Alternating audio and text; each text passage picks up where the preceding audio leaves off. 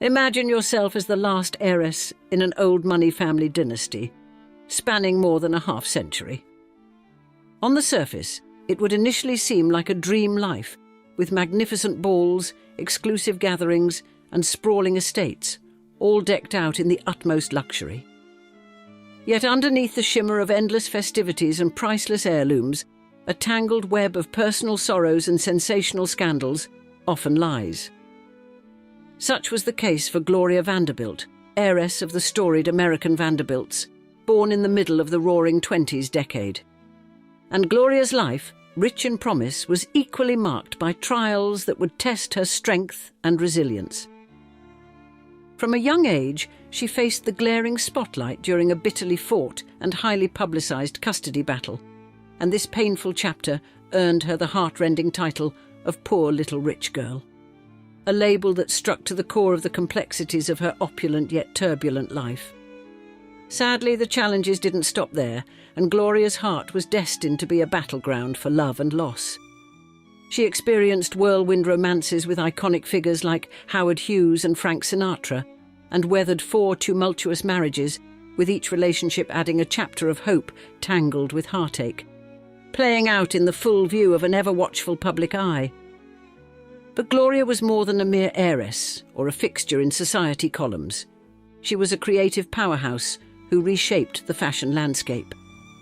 With a visionary mind, she transformed a humble pair of jeans into high fashion, creating a designer denim line that catapulted her name into a multi-million-dollar brand. And her creative spirit soared beyond fashion as she poured her passion into painting, writing novels and memoirs, and even crafting an erotic novel in her 80s. In today's episode, we dive into the captivating, complex saga of Gloria Vanderbilt, a tale of glamour and adversity at the twilight of the Vanderbilt legacy, as we describe. Gloria Vanderbilt, the final queen of an old money legacy. From the very start, Gloria Vanderbilt's life was set against a backdrop of lavish wealth and high society drama. Born on the 20th of February 1924 to Reginald Claypool Vanderbilt and his young bride Gloria Morgan, little Gloria entered a world where her last name carried the weight of American royalty. And her father, a great-grandson of the legendary Cornelius Vanderbilt, inherited a fortune of $40 million, equal to around $700 million in today's money. Yet despite such immense wealth, Reginald's life was marked by excessive spending and personal struggles, and his marriage to Gloria Morgan was his second attempt at family life, but it began under strained circumstances. His daughter from his first marriage, Kathleen, disapproved of the union so strongly that she cut all ties, missing her father's wedding and later snubbing him from her own. But the family discord was only the beginning of a tumultuous chapter. Reginald's battles with alcohol and gambling eroded not just his health, but also his vast fortune. And his death from cirrhosis, merely 15 months after his daughter's birth, left the young Gloria without a father and plunged her family into financial uncertainty. While Gloria's father left behind no money for his widow, he did secure a trust fund worth $4 million, or around $73 million in today's currency, for his daughters. This particular fund was meant to provide for Gloria's upbringing, managed by her mother, who received $50,000 annually, roughly equal to $1 million a year today. However, instead of focusing on her daughter's well-being, Gloria Morgan chose a life of luxury and travel. Accompanied by her identical twin sister Thelma, she frequented the glamorous social circles of Europe, leaving little Gloria often in the care of others. Thelma, too, led a life filled with intriguing tales and romantic entanglements, marrying British nobleman Marmaduke Furness, and engaging in a high-profile affair with Edward, Prince of Wales. The twins were fixtures in the gossip columns, with Thelma's romantic escapades culminating in her unintentionally introducing Edward to Wallis Simpson, and this connection would eventually lead to one of the most scandalous royal love stories in history. Meanwhile, Gloria Morgan found herself increasingly under scrutiny for her parenting, or lack thereof. Extended trips without her daughter meant that little Gloria spent much of her early life in Paris, primarily under the care of her nanny, Dodo. And this nanny was not just a caregiver, but a lifeline. Dodo was devoted and loving, providing the stability and affection that little Gloria's mother did not. In fact, Dodo's dedication was so profound that she never took a single day off, even when her own mother died. But as little Gloria grew, so did the realization of her mother's absences and the warmth of her nanny's presence. Despite the grandeur of her surroundings and the buzz of high society that filled her life, the emotional bonds she formed were with those who were physically present. Therefore, Dodo became more than a nanny. She was the mother figure little Gloria craved, the constant in a life filled with glittering instability. However, in 1934, Gloria's mother, caught in a whirlwind of extravagance and questionable choices, unwittingly drew the stern gaze of the Vanderbilt dynasty. It was during the year 1934 that little Gloria Vanderbilt found herself in the eye of a familial storm that was about to erupt into a custody battle of epic proportions. As the young heiress recuperated from a tonsillectomy under the watchful care of her aunt, Gertrude Vanderbilt Whitney, the stage was set for a confrontation that would captivate the nation. Gertrude, a sculptor of formidable skill and a benefactor of the arts, had inherited not only her own family's vast wealth, but also the legacy of her late husband, the esteemed banker Harry Whitney. With resources and resolve, she was a force to be reckoned with. The drama unfolded when Gertrude, peering through the veil of family ties and societal obligations, judged Gloria Morgan to be a neglectful mother. Convinced that her niece deserved the stability and grandeur of the Vanderbilt environment, Gertrude made her move. The initial days passed with little Gloria's stay being quietly extended, as her mother, perhaps naively, perceived this as merely a temporary measure. However, as the stakes became clear, the control of a substantial inheritance, Gloria Morgan's maternal instincts were ignited. The moment she sensed the threat to her position and potential loss of financial control, she was propelled into action. Next, her response was swift and desperate. Legal papers were filed, demanding her daughter's return. What ensued was nothing short of cinematic. The courtroom became an arena where personal grievances morphed into public spectacle. Gloria Morgan's appeal to reclaim her daughter met a wall of resistance that shook her to her core, and the allegation that she was an unfit mother left her reeling. Accusations flew not from strangers but from her own kin. In a twist that could chill the bones, it was revealed that her own mother stood against her, allied with Gertrude and their mutual acquaintance, Dodo. Dubbed the trial of the century, this legal battle not only mirrored the struggles of a nation caught in the throes of the Great Depression, but also fed the public's voracious hunger for scandal.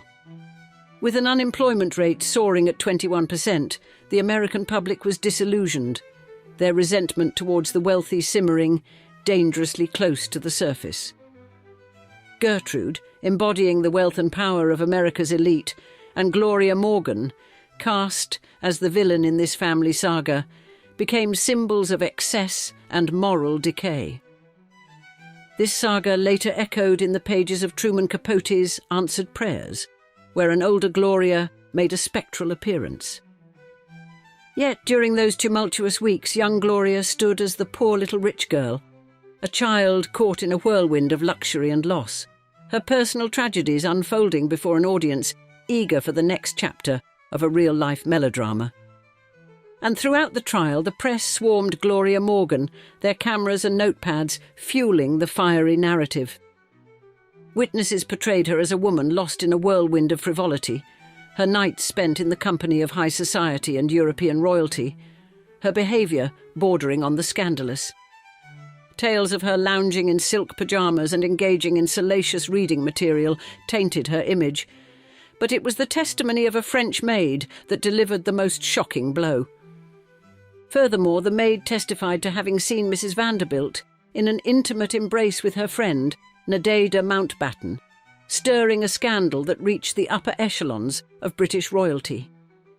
When it was time for young Gloria to testify, the courtroom doors were closed, and only Judge John F. Carew remained to hear her words. In private, she expressed fear and disdain toward her mother, swayed by the influence of her aunt and the careful coaching of her legal team. And in her later writings, Gloria confessed to rehearsing damaging stories, including one particularly cruel fabrication involving her mother's lover and a cigarette burn. Yet the meticulously orchestrated testimonies swayed the court decisively. Gertrude Whitney was granted custody, relegating Gloria Morgan to a life of limited visitation rights. Gloria Morgan, outraged and humiliated, protested, comparing her situation to that of any Park Avenue mother reliant on nannies and governesses. Her objections, however, fell on deaf ears, and the scandal continued to be a subject of fascination and horror among the public and press alike. For young Gloria, the verdict did not herald a new beginning, but marked the start of further trials. Sent away to boarding schools, she faced bullying and isolation, her only link to her aunt maintained through cold legal correspondence. And the absence of her mother was compounded by the loss of her beloved nurse Dodo, who was accused of turning her against her mother and subsequently banned from contact. This separation from Dodo, as Gloria later recounted, was a devastating blow to her young heart, encapsulating the profound pain of a childhood marred by loss and betrayal. Thus, Gloria Vanderbilt's adolescence was a maelstrom of celebrity and tumult, and as she stepped into her teens, the spotlight clung to her relentlessly. By 15, Gloria had ventured into the glamorous realms of modelling and stage acting, though her academic pursuits faltered when she chose to drop out of school at 17. Despite the strains in their relationship, she moved to Los Angeles to live with her mother, leading to an emotional reunion with Dodo, her cherished former nurse.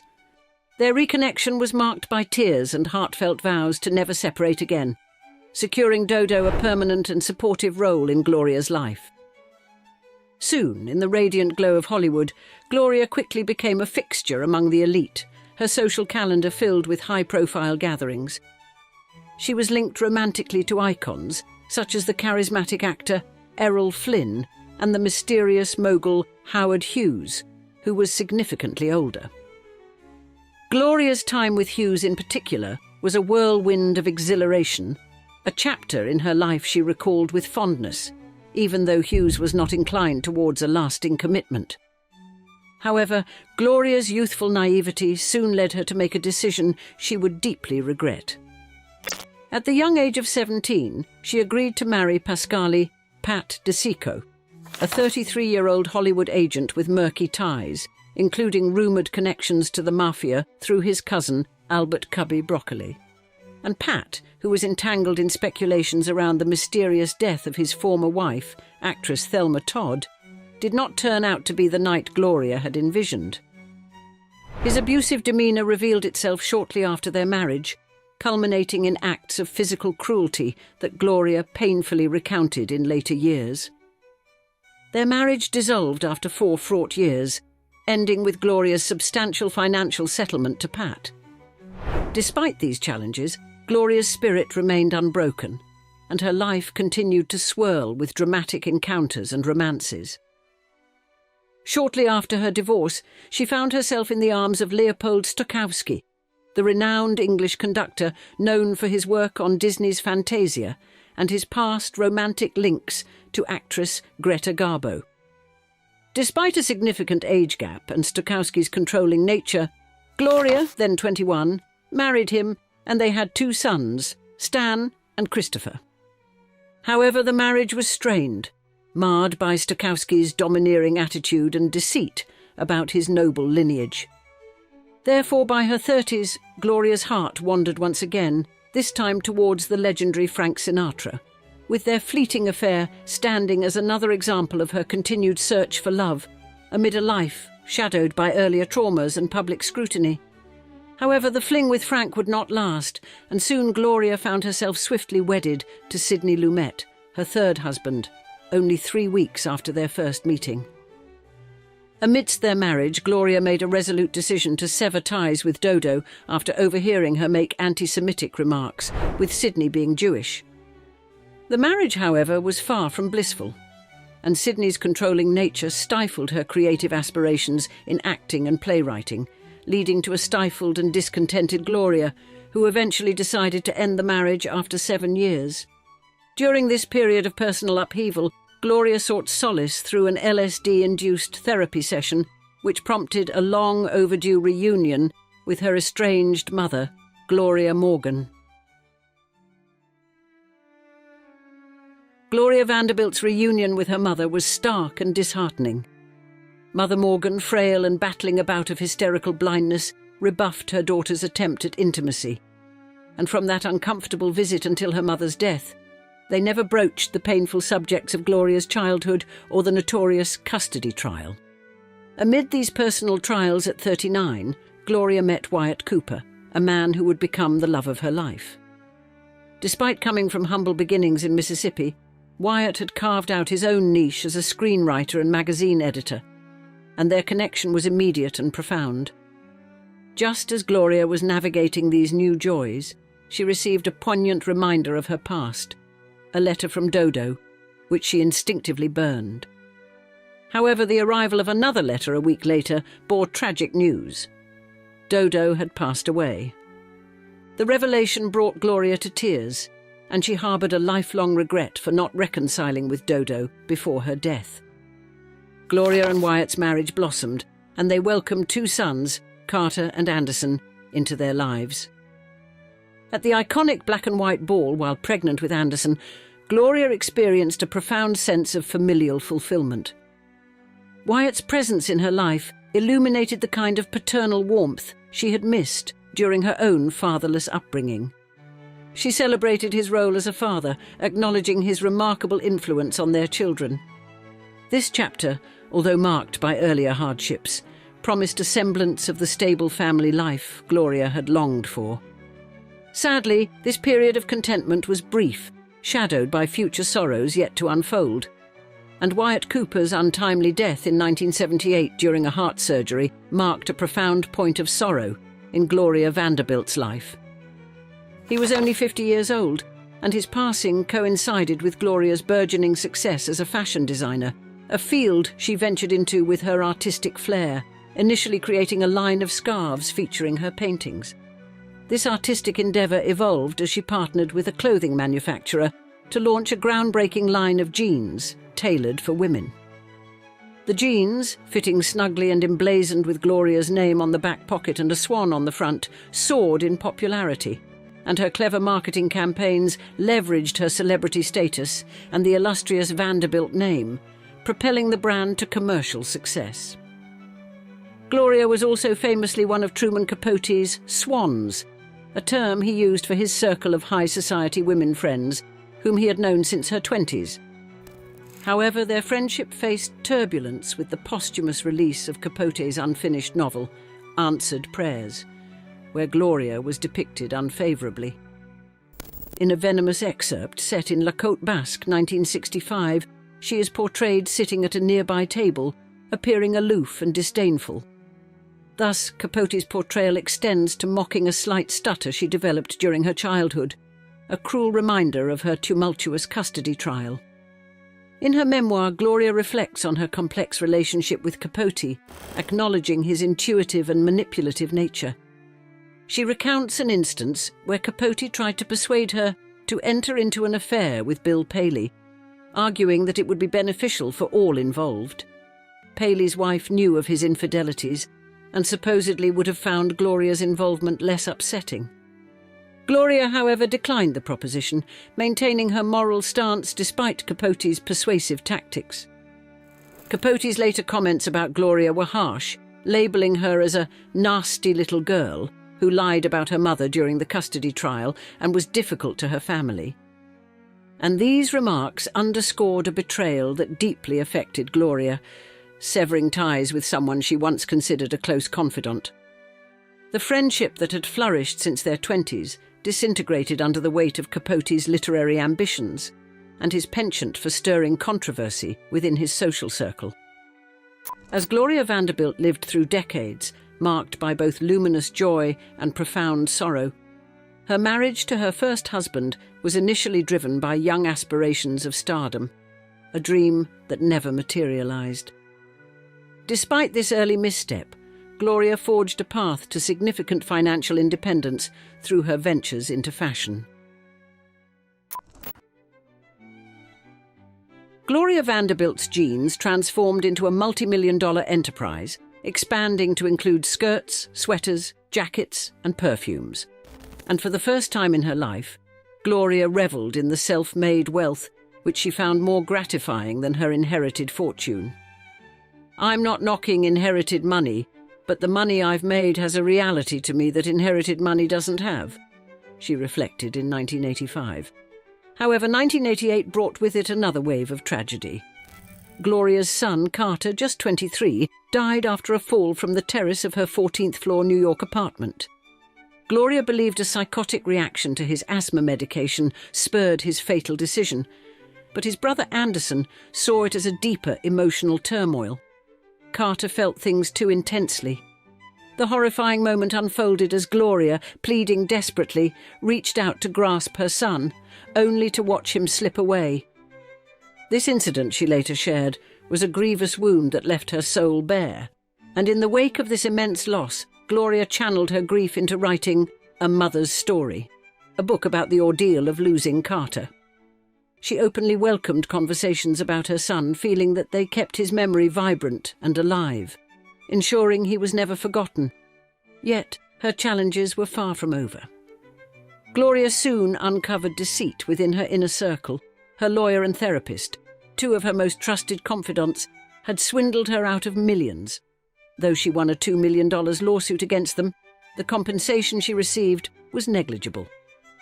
To further complicate matters, a staggering tax bill of over $3 million landed at her doorstep, a liability her lawyer should have managed. And this financial blow forced her to sell her cherished New York apartment and Long Island home. Resilient as ever, Gloria moved into an apartment owned by her son Anderson and rededicated herself to her artistic pursuits. She continued to write magazine articles, poetry and memoirs, and even ventured to pen a steamy erotic novel, Obsession, at the age of 85. By 90, she had even embraced social media, joining Instagram, where she quickly amassed over 100,000 followers, using the platform to showcase and sell her art, drawing immense support and inspiration from the community there. In her final years, Gloria faced stomach cancer with the same grace and fortitude that had characterized her entire life. Opting to spend her last days at home, she was surrounded by her 3 sons, cherishing moments of laughter and reminiscence. Gloria Vanderbilt passed away on the 17th of June 2019, closing the chapter on a life that had navigated the extremes of society's splendor and personal tragedy. From glamorous European soirees to the intense scrutiny of New York's legal battles, Gloria's life was a paragon of resilience, creativity, and the enduring power of family bonds. And her passing not only marked the conclusion of the Vanderbilt legacy, but also signified the twilight of an epoch characterized by extravagant wealth and profound societal sway. And now I'd love to see you in the comments. Which legendary woman would you like me to feature next on this channel? I endeavour to make videos based directly on your suggestions, so don't be shy. And thanks again for coming to another episode. Until next time.